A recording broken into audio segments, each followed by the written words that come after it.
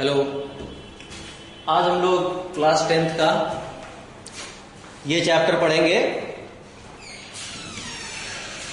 Light वाला।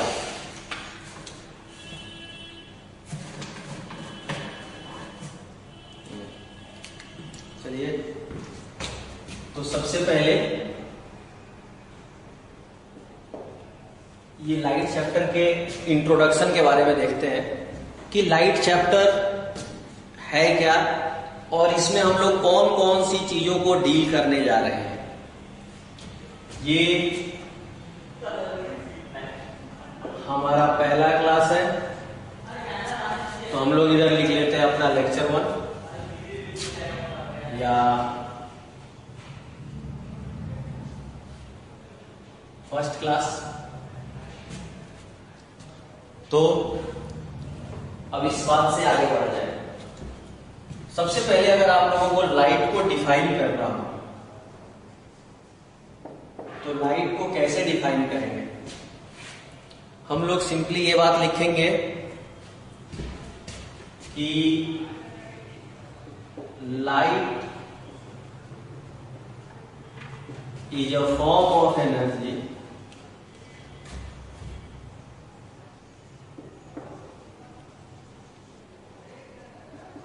which enables us to see। इसके बारे में आप लोगों ने पिछले क्लासेस में भी पढ़ा होगा। सबसे पहले तो लाइट अगर एक फॉर्म ऑफ एनर्जी है तो उस फॉर्म ऑफ एनर्जी को की जरूरत हम लोगों को इसलिए है ताकि उसकी मदद से हम लोग देख सकें। जैसे मैं आप लोगों को एक एग्जांपल देता हूं। मान लो हमें देखना है कोई भी चीज को, तो देखने के लिए क्या क्या चीजें जरूरी है? सबसे पहली जरूरत है, सबसे पहले वो ऑब्जेक्ट प्रेजेंट होना चाहिए जिस ऑब्जेक्ट को हम लोग देखना चाहते हैं। दूसरी रिक्वायरमेंट है कि जो व्यक्ति देखना चाहता है उस ऑब्जेक्ट को, वो उस पर्टिकुलर ऑब्जेक्ट के आसपास प्रेजेंट होना चाहिए। मतलब अपनी आंखों की जरूरत है, वो ऑब्जेक्ट अपनी आंखों के सामने होना चाहिए। मान लो कि ऑब्जेक्ट भी है अपने पास और वो अपनी आंखों के सामने है, परंतु ये सब कुछ बहुत घुप अंधेरे में हो रहा है। तो अगर अंधेरा बहुत ज्यादा होगा तो भी हमें वो ऑब्जेक्ट दिखाई नहीं देगा। उस परिस्थिति में आप क्या करेंगे? जब आपको कुछ दिखाई नहीं देगा तो वहां पे आपको क्या करना होगा? वहां पे आपको कुछ लाइट की व्यवस्था करनी होगी। अगर लाइट होगा तभी हम लोग किसी भी चीज को देख सकेंगे, है ना? तो यही एक एनर्जी है जो हमें देखने में मदद करता है, हमारी आंखों को इनेबल करता है कि हम लोग चीजों को देख सकें।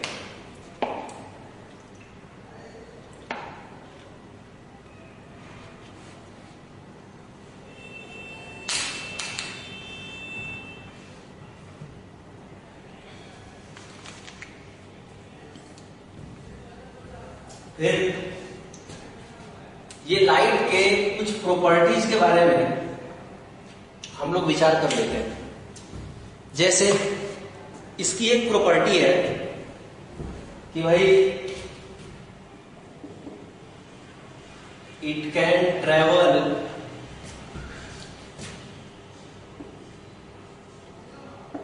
थ्रू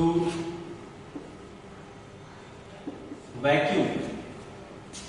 अगर कोई भी चीज वैक्यूम से ट्रेवल कर सकता है, इसका मतलब साफ है कि उसको किसी भी तरह के कोई मटेरियल मीडियम की जरूरत नहीं है, क्योंकि वैक्यूम का मतलब होता है vacuum is absence of any material medium. तो हम लोगों को ये भी बात लिख लेना चाहिए कि भाई that means no material medium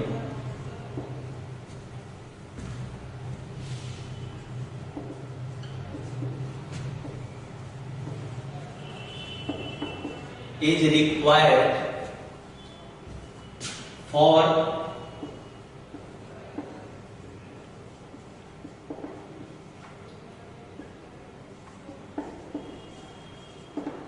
propagation of light। कि किसी भी तरह के कोई मटेरियल मीडियम की आवश्यकता नहीं है और इस बात को प्रूफ करने के लिए हमें कुछ बहुत दूर जाने की जरूरत नहीं है। सन से जो लाइट रेज निकलती हैं वो अर्थ तक पहुंचती हैं। सन से अर्थ के बीच की दूरी बहुत बड़ी है और इस बहुत बड़ी दूरी में अपना जो एटमॉस्फेयर है वो इतनी ज्यादा लंबाई है कि एटमॉस्फेयर को आप इनसिग्निफिकेंट मान सकते हैं। इस एटमॉस्फेयर के बियॉन्ड तो कुछ भी प्रेजेंट नहीं है, कोई मटेरियल मीडियम नहीं है, तब भी लाइट रेज वहां सन से चल के अर्थ तक पहुंचती है। इसका मतलब साफ है कि उन्हें इस बात से कोई मतलब नहीं कि बीच में अगर मटेरियल मीडियम आएगा हम सिर्फ तभी प्रोपागेट करेंगे, अदरवाइज नहीं करेंगे। ये जो गुण है खास गुण, वो किसके लिए रहता है भाई? कि जिनके लिए किसी भी तरह का कोई मटेरियल मीडियम की रिक्वायरमेंट नहीं है, जो वैक्यूम में भी चल सकते हैं। जैसे इस मामले में जो लाइट वेव है, जो लाइट एनर्जी का लाइट है जो, वो साउंड वेव से डिफरेंट है। साउंड को एक जगह से दूसरी जगह जाने के लिए एक मटेरियल मीडियम की जरूरत पड़ती है, लाइट को ऐसी कोई जरूरत नहीं है ना। फिर अगली बात कि भाई हम लोग ये जानते हैं कि इस तरह की जो खास बात होती है ना, वो खास बात किसके लिए रहती है? वो खास बात रहती है इलेक्ट्रोमैग्नेटिक वेव के लिए। तो लाइट इज एन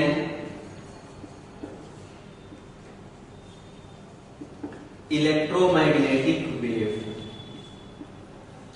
लाइट को हम लोग एक इलेक्ट्रोमैग्नेटिक वेव के रूप में जानते हैं। इलेक्ट्रोमैग्नेटिक वेव का मतलब क्या होता है? आप लोग अगले क्लासों में पढ़ेंगे कि एक इलेक्ट्रिक फील्ड होता है, एक मैग्नेटिक फील्ड होता है। ये दोनों अगर आपस में ऑसिलेट करते हैं तो इन्हीं के ऑसिलेशन से जो वेव जनरेट होती है उस वेव को हम लोग इलेक्ट्रोमैग्नेटिक वेव बोलते हैं। और वो इलेक्ट्रोमैग्नेटिक वेव एक जगह से दूसरी जगह तक जा सकती है ना।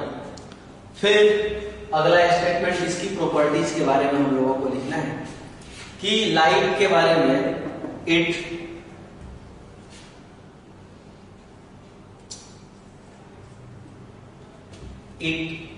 Moves along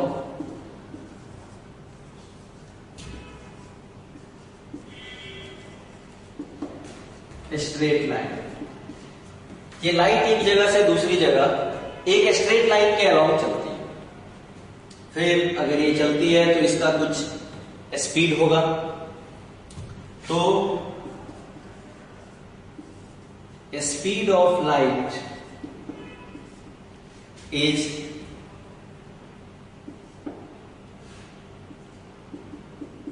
3 into 10 to the power 8 metre per second. Approx से मेरा मतलब है कि एग्जैक्ट इतना हो ये जरूरी नहीं है, इससे थोड़ा मोड़ा कम रहता है, 2.99 कुछ ऐसे रहता है। याद करने के लिए, यूज करने के लिए ये ज्यादा अच्छा वैल्यू है, इसीलिए मैं इसको ले रहा हूं 3 into 10 to the power 8 metre per second. Speed of light is 3 into 10 to the power 8 metre per second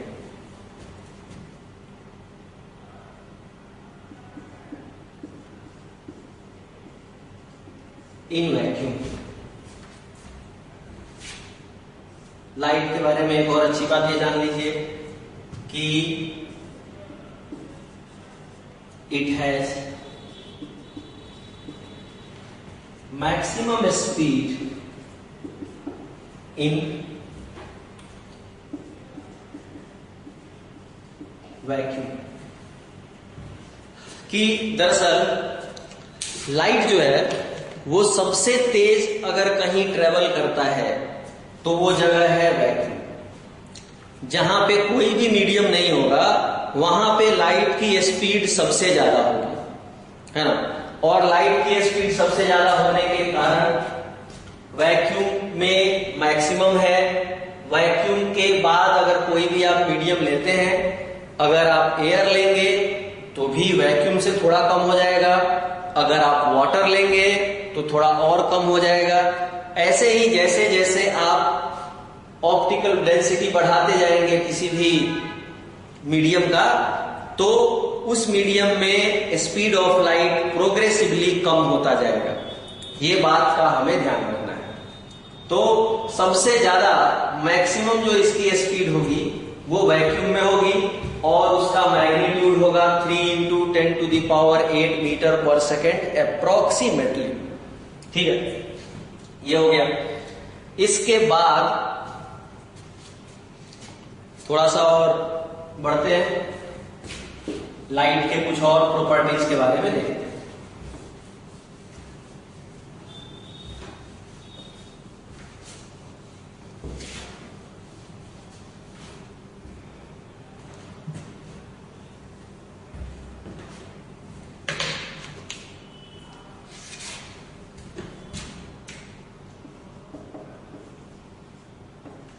It can be treated as wave। Light को आप एक वेव की तरह ट्रीट कर सकते हैं।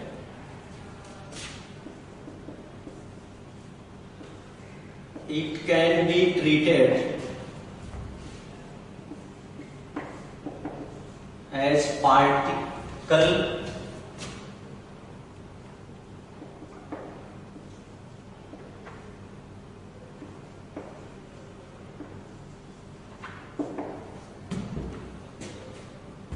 इन सम फेनोमेनन। अलग अलग सेट के फेनोमेनन्स हैं। किसी एक सेट में आप इसको वेव मान सकते हैं, किसी दूसरे सेट ऑफ फेनोमेनन में आप इसको पार्टिकल की तरह ट्रीट कर सकते हैं। तो ये दोनों मिलके ये बात हो गई कि भाई light has dual nature.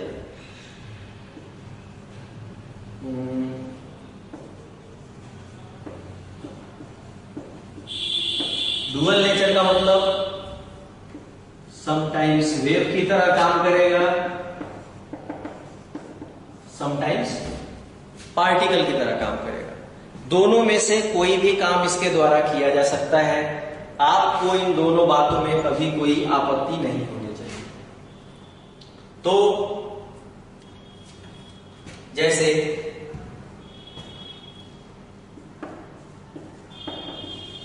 Particle nature of light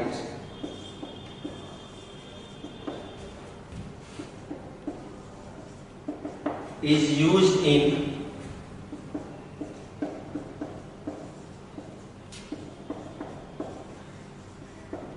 photo electric effect. ये फोटो इलेक्ट्रिक इफेक्ट आइंस्टाइन के द्वारा एक्सप्लेन किया हुआ है और उन्होंने ही ये बात कही थी उस समय की यहां पे लाइट का पार्टिकल नेचर यूज में आ रहा है। फिर जो प्रोमिनेंट वेव नेचर है,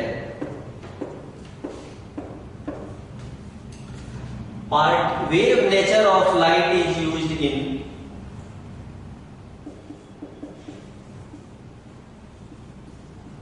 इंटरफेरेंस एंड डिफ्रैक्शन। मैं ये नहीं कह रहा कि और सारे प्रॉपर्टीज में वेव नेचर का या पार्टिकल नेचर का यूज नहीं होगा। ये प्रोमिनेंट फेनोमेनन है, इसीलिए हम लोगों ने इनका नाम लिखा है और कोई खास बात नहीं है ये बात लिखने के पीछे। ठीक है, तो ये वेव नेचर हो गया, पार्टिकल नेचर हो गया और दोनों को मिला जुला अपना डुअल नेचर हो गया। तो ये भी एक लाइट के बारे में जानकारी है अपने पास। फिर इसको मिटा देते हैं और थोड़ा सा आगे बढ़ते हैं।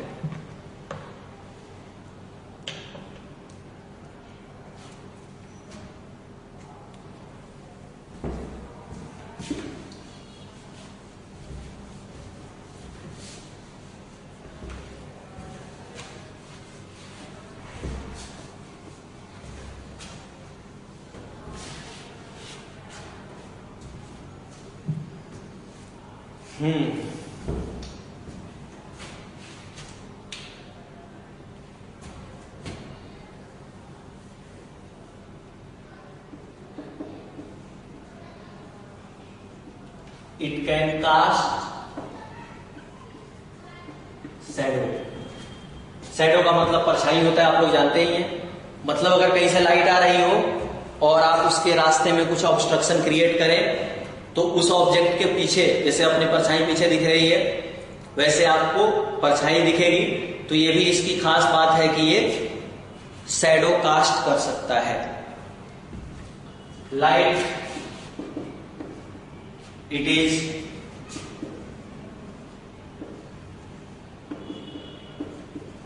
Transverse in nature. 9th में वेव वाले चैप्टर में आप लोगों ने पढ़ा कि जो साउंड वेव होता है वो साउंड वेव लॉन्गिट्यूडनल वेव होता है और वेव ऑन स्ट्रिंग जो होता है वो ट्रांसवर्स वेव होता है ना। तो जो ये वाला का नेचर है वो ट्रांसवर्स इन नेचर है। क्योंकि ट्रांसवर्स वेव्स क्या होते हैं इसके बारे में आप लोग पहले से जानते हैं, तो इसके बारे में कुछ भी आगे इलेबोरेट करने की कोई आवश्यकता नहीं है। तो ये सब कुछ बातें हैं जिन बातों के बारे में हम लोगों को देखना था। देखो, लाइट के बारे में साइंटिफिक स्टडी बहुत लंबे समय से चला आ रहा है। सबसे पहले लाइट पे बहुत ही कॉम्प्रिहेंसिव स्टडी करने का काम न्यूटन ने किया।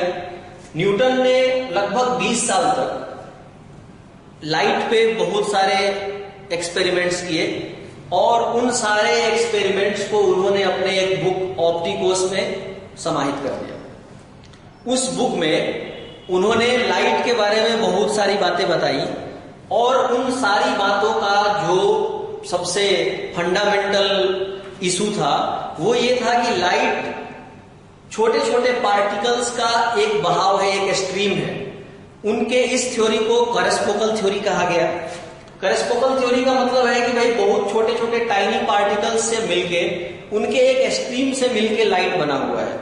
वो पार्टिकल्स जैसे जैसे प्रोपागेट होते हैं वैसे वैसे लाइट एडवांस करता है एक जगह से दूसरी जगह तक। इसी क्रम में उन्होंने ये सब बातें कही कि भाई चूंकि लाइट पार्टिकल्स का स्ट्रीम है, इसीलिए अगर लाइट सामने से आ रही है तो क्या कर रहा हूं मैं उसको ऑब्स्ट्रक्ट कर रहा हूं, तो पीछे की तरफ शैडो फॉर्मेशन हो रहा है। साथ ही साथ लाइट चूंकि पार्टिकल्स का एक स्ट्रीम है इसीलिए वो एक स्ट्रेट लाइन के अलोंग चलता है। ऐसी बहुत सारी बातें उन्होंने कही जो उस समय तक ऑब्जर्व किया गया था उन चीजों के बारे में, और उनके बारे में इनकी जो करेस्पोकल थ्योरी थी वो एकदम फिट बैठती थी। समस्या तब हुआ जब यंग ने एक एक्सपेरिमेंट किया। यंग एक साइंटिस्ट थे, उन्होंने एक्सपेरिमेंट करके ये बताया कि भाई जो लाइट है ये इंटरफेरेंस के फेनोमेनन को भी दिखाता है। तो जो इंटरफेरेंस है इसमें क्या होता है कि अगर हम लोग दो लाइट वेव को भेजते हैं तो वो आपस में इंटरफेयर होकर कहीं उनकी इंटेंसिटी अकस्मात बढ़ जाती है, किसी किसी जगह पे उनकी इंटेंसिटी घट जाती है। तो इस तरह की जो बातें हैं ये कभी भी पार्टिकल के साथ संभव नहीं है। ऐसी बातें सिर्फ और सिर्फ वेव दिखाते हैं। तो अगर वेव दिखाते हैं तो फिर बहुत लंबे समय तक वैज्ञानिकों का संघर्ष चला और उसके बाद से ये बात इस्टेब्लिश हो गई कि लाइट जो है वो एक वेव है, पार्टिकल नहीं है।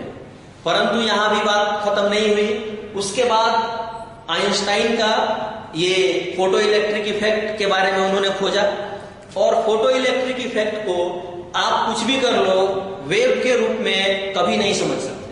तो फिर आइंस्टाइन भी एक बड़े साइंटिस्ट थे, उन्होंने कहा कि भाई इसको हम लोग पार्टिकल के ही रूप में समझ सकते हैं, तो क्यों ना एक ऐसा एग्रीमेंट किया जाए कि लाइट के पास दोनों तरह के नेचर हैं। ये फेनोमेनन वाइज आप इसको कभी वेव भी कह सकते हैं, फेनोमेनन वाइज आप इसको कभी पार्टिकल भी कह सकते हैं। तो ये दोनों गुण होने के कारण ही इसका नाम रखा गया कि लाइट के पास डुअल नेचर है। डुअल नेचर का मतलब है कि जो मोस्ट सुटेबल चीज होगी ये उस मोस्ट सुटेबल चीजों को फॉलो करेगा। सबसे पहला कि भाई अगर सुटेबल है व्यवस्था ये मानने के लिए कि अभी हम लोग इस पर्टिकुलर फेनोमेनन को वेव के रूप में एक्सप्रेस कर सकते हैं, बहुत अच्छा, हम लोग मान लेंगे कि लाइट एक वेव है। और अगर ये सुटेबल है कि हम लोग लाइट को सिर्फ और सिर्फ पार्टिकल के नेचर से ही उस पर्टिकुलर फेनोमेनन को एक्सप्रेस कर सकते हैं, तब भी बहुत अच्छी बात है। हम लोग तुरंत ये मान लेंगे कि वो एक पार्टिकल के जैसा है। और इन्हीं दोनों का बेस्ट ऑफ टू का यूज करते हुए लाइट से एसोसिएटेड जितनी भी घटनाएं हैं, जितने भी फेनोमेनन्स हैं, जितने एक्सपेरिमेंट हैं, उन सब में हम लोग काम करते हैं। तो आज के लिए ये एक लाइट का इंट्रोडक्शन वीडियो था, तो इसीलिए इस वीडियो को इतने पे ही रोका जाएगा। और अगले क्लास में हम लोग ये जो लाइट है इसके रिफ्लेक्शन, रिफ्रैक्शन या और भी इससे जो संबंधित हैं उन सब चैप्टर्स, मतलब उन सब फेनोमेनन के बारे में हम लोग अपना विचार बनाएंगे कि आगे क्या होगा। ठीक है, तो अभी के लिए धन्यवाद।